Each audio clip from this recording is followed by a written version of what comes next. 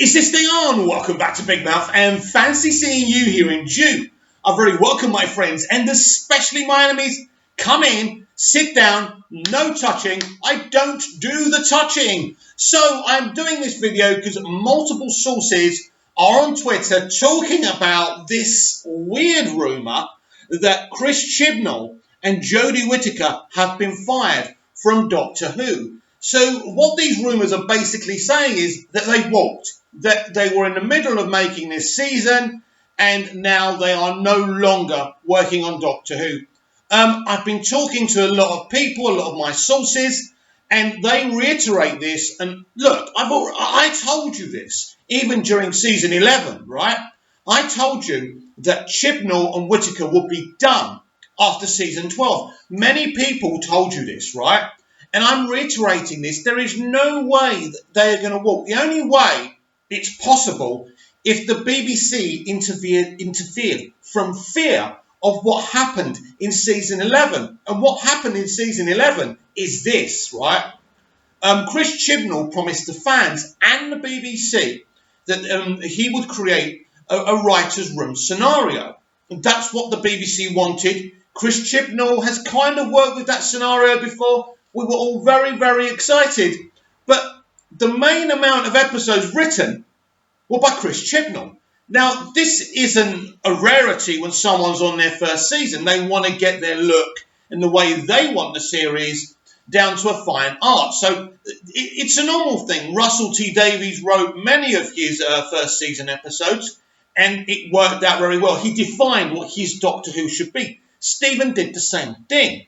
In fact, as it went on and he had less and less trust in his writers, he kind of seemed to do more and more and more and more. And I think this was the problem in the end why he wanted to leave, because he kind of just wasn't feeling it anymore. And sometimes writers, as talented as they are and as passionate as they are for Doctor Who or any other kind of subject matter, just can't do it anymore, especially when the consumer is so negative about what they're doing. So ultimately, we were lied to over the writer's room thing, because you can't have a writer's room thing when basically the showrunner is saying, I want this, that, and the other. And the other people in the writer's room are saying, yeah, but what about this, what about that? No, thank you, and we're moving on. And that was the problem. There was no writer's room scenario. There may have been a writer's room, but Chibnal wasn't really using their ideas. What happened with Doctor Who season 11 was this. We had 3 really good Doctor Who episodes. We had The Woman Who Fell to Earth.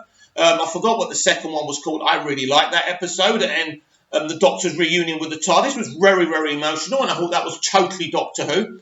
And Rosa was a really good, untypical Doctor Who episode. But I really enjoyed it. And I thought, yes, this is brilliant. Not the best that I've seen since New Who came back, certainly. I'm going to have to get used to Whittaker like I had to get used to all the other Doctors, but I was fine with her. There wasn't a problem. Even though there was so much negativity on the internet, I kind of wanted to make my own mind up, and I was happy with her, especially in The Woman Who Fell to Earth. I thought she was really being the Doctor, and I thought we could have something special here. But when we got to episode 4, season 11 became mediocre and dull and very un-Doctor Who. And I think it was the Witchfinders where she stood there slaughtering men. How difficult it is to be a woman and how men don't get it. I thought it was pathetic. I thought it was narrow-minded. You were targeting a section of the audience because men and women and boys and girls love Doctor Who. This isn't just a male show, right? It may be a predominantly more male than female kind of watch show. I don't know that. But season 11 had a lot of issues. One, the misinterpretation of telling us that there was going to be this new thing of the writer's room, which I think we were all very, very excited about. And I was, because I've worked within writers' rooms before, and I was really excited about this. We needed, after Stephen Moffat, because Stephen Moffat gave us 5 and 6, which I think were very creative and imaginative, even though lots of people have got issues with season 6B. I still think those 2 seasons are brilliant. Stephen Moffat, even though it really did get me a long time to appreciate season 6, because I wasn't feeling it, because I was so into Russell T Davies and what David Tennant and Christopher Eccleston did as the Doctor. It was hard. But eventually I became an appreciator of the Stephen Moffat era. Even season 7, which was a weird season really, with the 5 farewell to Rory and Amy episodes, which I thought were needless.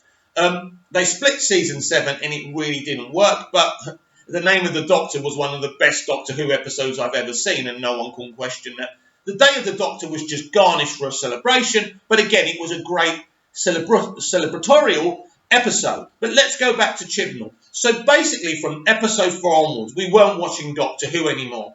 There's been arguments and debates about low ratings, and it's not about the ratings. The ratings were very, very respectable. Jodie's first episode was very high, higher than Eccleston's first episode, which was groundbreaking, really, with all the multi-channels and streaming services and everything. So you can't argue about the ratings. The ratings are a dead issue. But the problem was that basically Doctor Who fans weren't happy with what they were watching, and the merchandise, which makes the BBC thousands and hundreds of thousands of pounds, euros, all over Europe, all over the world, ceased. People weren't interested. It's the same thing with the Disney Star Wars kind of trilogy. People don't buy the merchandise. And another problem with Doctor Who season 11, of course, because it didn't have rewatchability quality. Stevens ones started to lack the rewatchability, but 5 and 6 are very rewatchable, by the way, especially 5. But Russell's seasons are like Star Wars and New Hope. As a kid, I would watch Star Wars and New Hope on repeat. It took me years to watch The Empire Strikes Back. It wasn't available to me. So Russell T Davies' era was this classic seasons which you could watch again and again and again. And you remember the Doctor saying this, or Rose saying this, or Martha saying this, Captain Jack. It was wonderful. And the rewatchability really made the BBC a lot of money.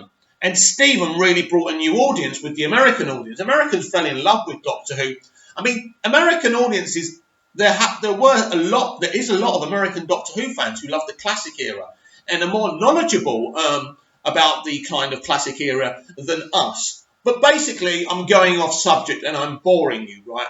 So season 11 was dull, boring, and uninteresting after episode 3. Also, episode 3 was really good. They introduced Casgro, the space racist, if you want. But there were a lot of echoes of Captain Jack here. I thought this character was going to be redeemed by the Doctor. The Doctor gives people second chances. The Doctor, certainly under Russell T Davies, always taught people who did bad things a better way. And Captain Jack was taught a better way by the Doctor. He actually fell in love with the Doctor in a way. They become best friends, and he became a better person. And I thought this is what Chibnal may do with Casgro. And I thought we may see him 3 or 4 times like we did Captain Jack in his first season. But this is not what he was attempting to do with Casgro. He threw him in there as this bad racist, no redemption, no reasons why he feels this way about the world, We were given who he was. It was very exciting. His background seemed interesting. And I thought, I can't wait. Well done, Chris. We're going to get a really good character who needs redeeming by the Doctor. But SJWs don't believe in redemption. SJWs believe in black and white. You're either this and the other. And once you are that, you are always that. And that's the problem with far left and far right extremists. And this is why moderate people are the future, not only of politics, but of the world. Because we do forgive, we do forget, we do accept. And the only way forward, because this political crap we're seeing on TV, really, and I hate to bring politics into it, but I will for a short time, until us moderates, left and right, stick together and make a better world of forgiveness, of saying someone who's done something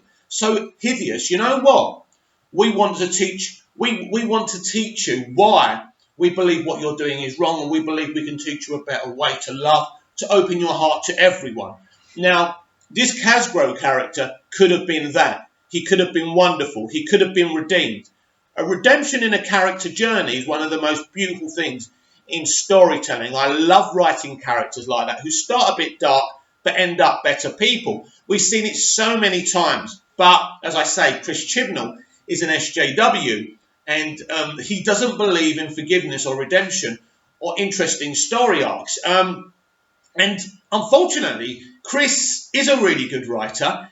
Season 1 of Broadchurch is brilliant, but then we see his SJW nature in season 2 and 3, and it's basically targeting men for having naked, topless women on their workplace walls. That makes us bad people. Of course, we must be rapists if we look at topless women. Look, I love looking at topless women. I love looking at women in bikinis. I get off on it. I'm a Mediterranean, hot-blooded male, and I'm not ashamed of it. But anyway, we're not going to talk about that. We're going to talk about this rumour now, and I'm sure most of you have switched off by now. So season 11 was a failure. It was a failure creatively. Right, let's get this right. And financially, this was a failure because people didn't buy the Blu-ray and DVDs box sets. They didn't. I mean, even Amazon, within a few weeks, kind of had it on reduced to clear on their digital section where you could just buy it and watch it. So that told you a story. So season 11, creatively, is a failure. It's the most boring, uninteresting season of New Who we've ever seen. So I believe the BBC said, look, take a year off.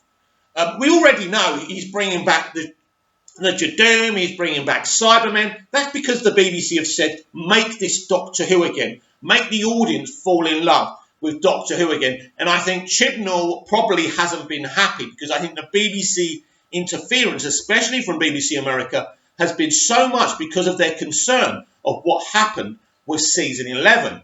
So there could have been a falling out and maybe him and Whittaker have quit. But I don't believe that.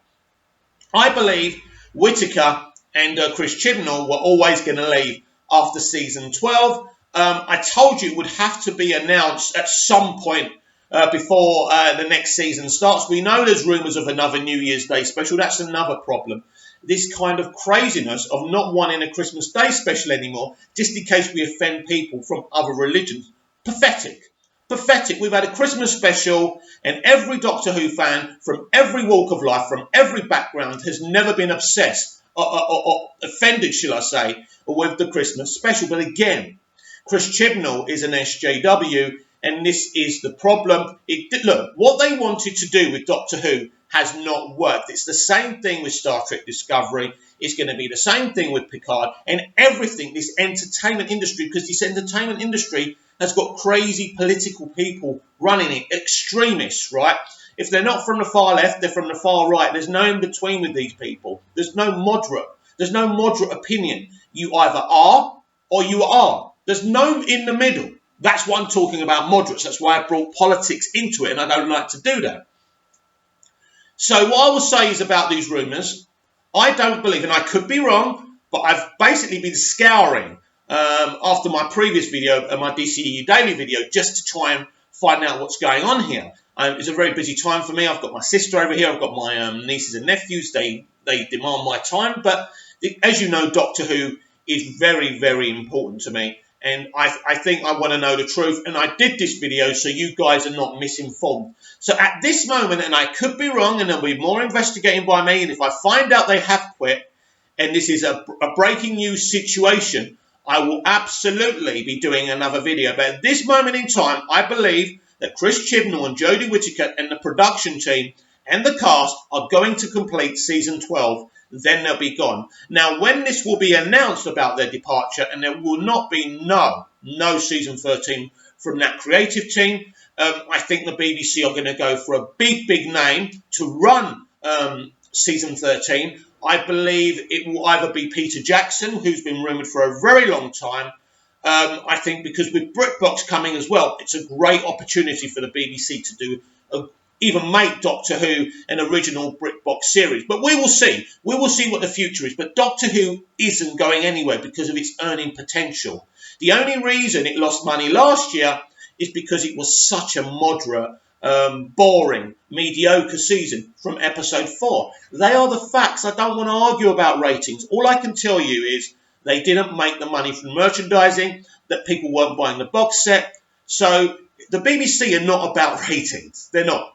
Now, when you're watching BBC America, that's a subscription channel. So basically, if the people who pay for your channel are not watching it, it could be a problem because they do advertise on BBC America.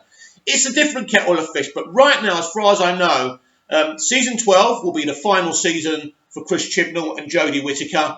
They have not quit. They're still making it, as far as I know. There's no issues there. But as I say, If that changes, I will be back to let you know, because this, my friends, is what always was going to happen. When you take Doctor Who and you take away what Doctor Who is, it's not about casting a female. I even said before that Jodie Whittaker was the wrong female, but the point is the woman can act. If you had a showrunner who was writing it properly, she could still be the Doctor. She could have been an awesome Doctor. But when you've got people who don't care about characters, don't care about entertaining you, doing something special, they just care about saying, look, we have a female. Aren't we great? Aren't we doing all females a favour? No. You're actually belittling females. You're actually saying, I know, you're just a female. You're there already. You're going to hate on men and say a few stupid SJW things, but you're not going to be a great character because you're a woman. That is the most sexist, insulting thing you can do.